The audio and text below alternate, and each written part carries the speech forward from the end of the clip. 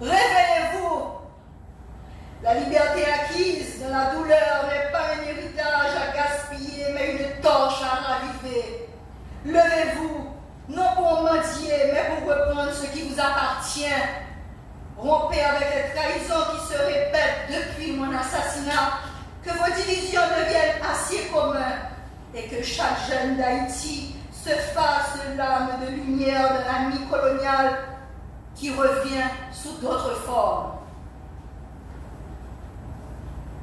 Peuple haïtien, cette voix ne vient ni du passé figé, ni des statues silencieuses. Pour comprendre la portée de cet appel, souvenons-nous de la puissance historique qui nous a façonnés. Elle s'élève de la terre, de l'histoire et de votre propre conscience citoyenne. Elle ne vous appelle pas à répéter la Révolution, car celle de 1804 a triomphé, mais à en accomplir une autre. Celle qui doit édifier les fondations politiques, économiques, sociales, culturelles et spirituelles d'une nation libre et souveraine dans les faits. Cette révolution de notre temps doit construire des institutions solides et légitimes, une économie nationale au service de la grande majorité nationale, une éducation émancipatrice, une justice impartiale, une sécurité citoyenne effective et une conscience collective affranchie des réflexes de dépendance. C'est là le chantier de la vraie révolution. Jean-Jacques Dessalines, empereur, libérateur, guide éternel de la liberté noire, aujourd'hui, devant le monde, nous promettons de ne plus te trahir. Nous promettons de relever ce pays, non pas sur les genoux des autres, mais sur nos propres jambes. Nous promettons d'enseigner ton nom, non comme une anecdote, mais comme une direction. Aux assassins de la patrie, qui hier comme aujourd'hui poignardent Haïti dans le dos, trahissent Haïti pour des miettes de pouvoir, pactisent avec l'étranger pour vendre l'avenir, cèdent les richesses du pays pour une poignée d'or et piétinent le rêve des Saliniens pour satisfaire leur brise appétit. Nous disons, le sang de Dessalines n'a pas séché. Il voit, il juge, il réclame. La patrie peut pardonner les erreurs, mais elle ne pardonnera plus les trahisons. Quiconque s'élèvera contre la liberté de ce peuple se dressera face à la mémoire vigilante de l'empereur. Nous devons connaître assassin de pays que l'histoire n'a pas donné. La terre d'Haïti a brevé du sang des héros, des pères et mères fondateurs de la nation, garde la mémoire, et les peuples qui se relèvent finissent toujours par juger leurs assassins. Peuple d'Haïti, levez-vous. Relevez la tête et que retentisse à nouveau le serment des ancêtres. Nous, ces petites filles et petits garçons, Jacques Empereur Ier d'Haïti, nous prenons travail pour faire libération. Haïti, terre de la liberté, tu portes dans ta chair les cicatrices de la grandeur et les plaies de la trahison. Souviens-toi du sang versé, souviens-toi de l'audace unie de ceux poitrine offerte au canon qui firent plier les trônes, leur rêve plus vaste que les océans. Et maintenant, regarde-toi.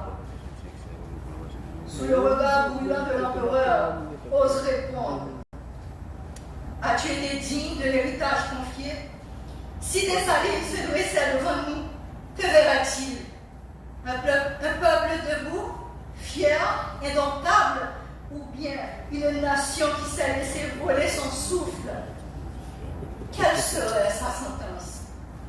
Décide aujourd'hui que cette mémoire ne sera plus un rituel vide, mais le cri fondateur d'un recommencement national. Décide que le 17 octobre ne sera plus une parenthèse remémorative, mais le point d'inflexion d'une histoire reprise en main. Jeunesse d'Haïti, entre 1791 et 1804, une population majoritairement réduite en esclavage, sans armée régulière ni institutions préexistantes, a renversé trois des plus grandes puissances militaires du monde moderne. Fait unique dans l'histoire universelle qui témoigne du génie stratégique du libérateur et de la puissance d'un peuple décidé à ne plus plier. Là où tous voyaient une colonie servile, il a vu une nation souveraine. Les acteurs de cette geste révolutionnaire n'étaient pas un bloc uniforme.